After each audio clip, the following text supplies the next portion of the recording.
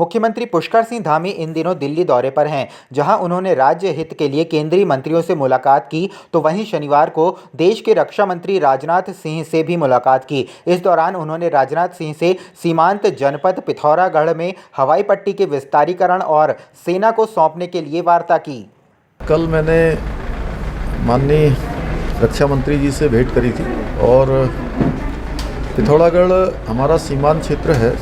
वहाँ पर जो हवाई अड्डा है, हवाई पट्टी है, वो हवाई पट्टी का विस्तार हो और उसके लिए डिफेंस को पिथौरागढ़ का हवाई अड्डा देने का हमारे मंत्रिमंडल ने हमने फैसला किया था।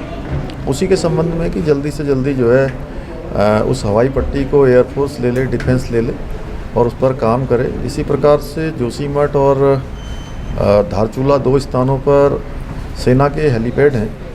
उन हेलीपैडों का संचालन सेना करती है, लेकिन समय समय पर राज्य को भी बहुत सारे ऑपरेशन करने होते हैं, बहुत सारी जगह पर आपात सेवाओं पर भी जाना होता है, तो उसकी अनुमति राज्य को भी बराबर रूप से दे दी जाए।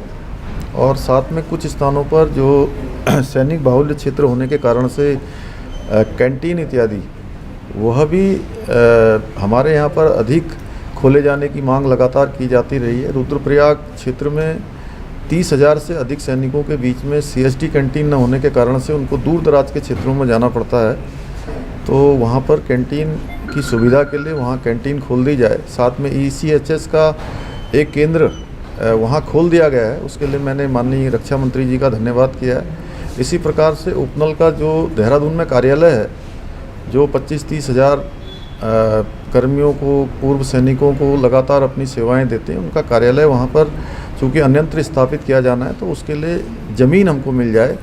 इसी प्रकार से देहरादून का जो जॉली ग्रांट का एयरपोर्ट है, उस एयरपोर्ट का विस्तार होना है, उसका विस्तारीकरण होना है, तो वहाँ पर 21 एकड़ ज़मीन NTRO की है। NTRO को हमने कहा है कि हम अन्य जगह पर ज़मीन दे देंगे, वहाँ की ज़मीन और राज्य सरकार को दे दें, जिससे कि हम हवाई अड्डे का विस्तार कर सकें। इस साल की चारधाम यात्रा में खास तौर पर जब हम केदारनाथ की बात करते हैं तो घोड़े खच्चरों से जुड़े हुए वीडियोस वायरल हो रहे हैं। कई वीडियोस तो ऐसे हैं जो कि काफ़ी विचलित भी करते हैं। वहीं मुख्य पशु चिकित्सा अधिकारी के अनुसार 90 घोड़ों और पशुओं की मौत यात्रा के दौरान हो चुकी है। वहीं पशुपालन मंत्री सौरभ बहुगुणा से जब पूछा गया कि सोशल मीडिया पर जिस तरह के वीडियोज़ आ रहे हैं उसमें पशुपालन विभाग क्या कर रहा है, तो उन्होंने कहा कि इनमें से कई वीडियोज़ तो बहुत पुराने हैं। बावजूद अभी जो भी वीडियोज़ वायरल हो रहे हैं उनमें कई वीडियोज़ ऐसे हैं जो कि सही पाए गए हैं, और ऐसे में हमने सीधे तौर पर निर्देश दिए हैं कि ऐसी कोई भी क्रूरता जो पशुओं के साथ की जा रही है वह सहन नहीं की जाएगी। सोशल मीडिया एक बहुत ही पावरफुल टूल है अपनी बात पहुंचाने का लोगों तक, लेकिन इसका मिसयूज भी बहुत ज़्यादा हो रहा है। कुछ वीडियोस पुरानी डाल दी जा रही हैं जो इस बार की हैं भी नहीं केदारनाथ में। 2 वीडियो ज़रूर हमारे समक्ष आई थी, जिसमें कि घोड़े को सिगरेट पिलाई जा रही है। एक लिंचोली से आई थी केदारनाथ ट्रैक पर, और एक आई थी हमारे हेमकुंड साहिब जी के ट्रैक रूट से। और हमने उस पर स्ट्रिक्ट आदेश थे हमारे कि कोई भी क्रूरता नहीं सही जाएगी, और हमने उन लोगों को अरेस्ट किया, उनके ऊपर FIR करी, उनको अरेस्ट कर लिया है। एक मैसेज दिया है विभाग ने कि कोई भी क्रूरता जो जानवर के ऊपर होगी वो उसको नहीं बख्शा जाएगा, उसको नहीं सहा जाएगा।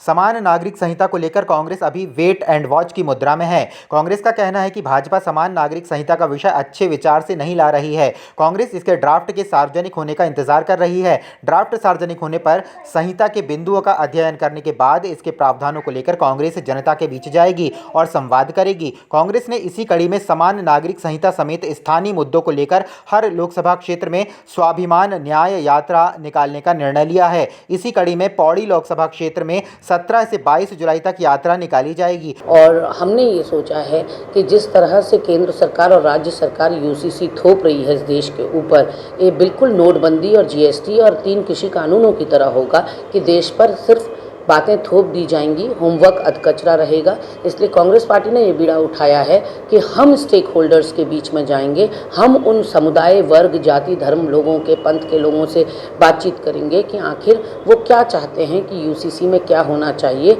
और डेफिनेटली उन लोगों की राय भी इसमें बहुत ज़्यादा ज़रूरी है। उनकी तकलीफ़ें क्या हैं, उनकी मांगें क्या हैं, ये सारी बातें जानना भी ज़रूरी है। और कांग्रेस पार्टी ने ये निर्णय लिया है कि समाज के हर तबके से उसकी राय ली जाएगी, जो कि भाजपा ने नहीं ली। भाजपा का काम सिर्फ थोपने का है, वो राय शुमारी करते नहीं। वो भूल जाते हैं कि ये एक लोकतांत्रिक देश है और इसमें स्टेक होल्डर्स जनता भी है। वहीं इसको लेकर बीजेपी प्रदेश प्रवक्ता वीरेंद्र सिंह बिष्ट का कहना है कि सरकार द्वारा जनहित के मुद्दों पर लगातार काम किया जा रहा है और कांग्रेस इन मुद्दों का विरोध कर रही है। देखिए, कांग्रेस पार्टी और कांग्रेस के नेता जिस तरीके से उल जलूल बयानबाजी कर रहे हैं, जिस तरीके से वो स्वयं तो दिग्भ्रमित हैं, लोगों को भी दिग्भ्रमित कर रहे हैं। हमारी नीयत भी साफ है, दृष्टि भी स्पष्ट है और देश के व्यापक हित में, राज्य के व्यापक हित में समान नागरिक संहिता लागू हो रही है।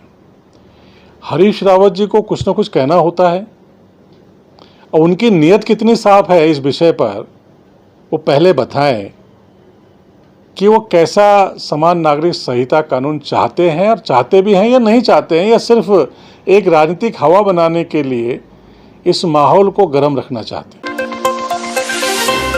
छावनी परिषद लंढोर स्थित मलिंगार क्षेत्र में विगत रात्रि एक महिला अपने काम से वापस घर जा रही थी कि घर के निकट ही घात लगाए बैठे व्यक्ति ने महिला पर हमला कर दिया और महिला से बैग छीनने की कोशिश करने लगा, जिस पर महिला द्वारा प्रतिरोध किया गया। अज्ञात व्यक्ति द्वारा महिला का मुंह बंद करने का प्रयास किया गया, लेकिन महिला के मुंह में अज्ञात व्यक्ति की उंगली आ गई। छीना झपटी के दौरान महिला का एक दांत टूट गया और उसके सर पर गंभीर चोटें आईं, जिसे उपचार हेतु अस्पताल ले जाया गया। देखने में ना बस मैं अंधेरा था, मैं तो शक्ल देख नहीं पाई। और फिर उसने आगे से कुछ नहीं करा। जैसे मैं सीढ़ी पर चढ़ने का बताऊं कि छोड़ने को राजी नहीं, इतनी दूर से इतनी दूर तक खींच के लिए आया वो, तो फिर भी मैंने जैसे तैसे उससे वो करा, फिर उसका हाथ आ गया मेरे मुंह में। तो एक तो पूरा भारी आएगा, एक ना ऊपर को आ गया, एक दांत में ये देखिए सर। नगरपालिका परिषद मसूरी के सभागार में अधिशासी अधिकारी राजवीर चौहान की अध्यक्षता में शहर के व्यापारियों, होटल स्वामियों और जनप्रतिनिधियों के साथ बैठक का आयोजन किया गया, जिसमें शहर को प्लास्टिक मुक्त करने को लेकर विचार विमर्श किया गया। साथ ही प्लास्टिक की पेयजल बोतलों में QR कोड लगाने को लेकर भी चर्चा की गई, जिससे वहां मौजूद लोगों द्वारा कई सुझाव दिए गए और इस योजना को लागू करने से पहले गहराई से मंथन करने की बात कही गई।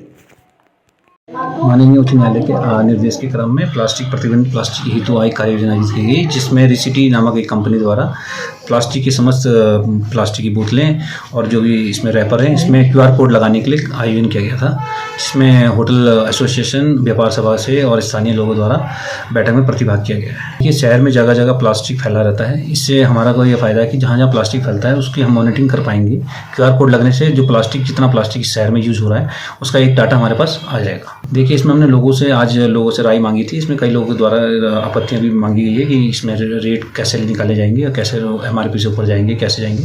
इन आपत्तियों के निस्तारण के लिए हमने कंपनी को कहा कि 1 माह का समय दिया गया है, 1 माह समय तक समस्त जितनी भी शिकायतें आई है इसमें उसका निस्तारण करें।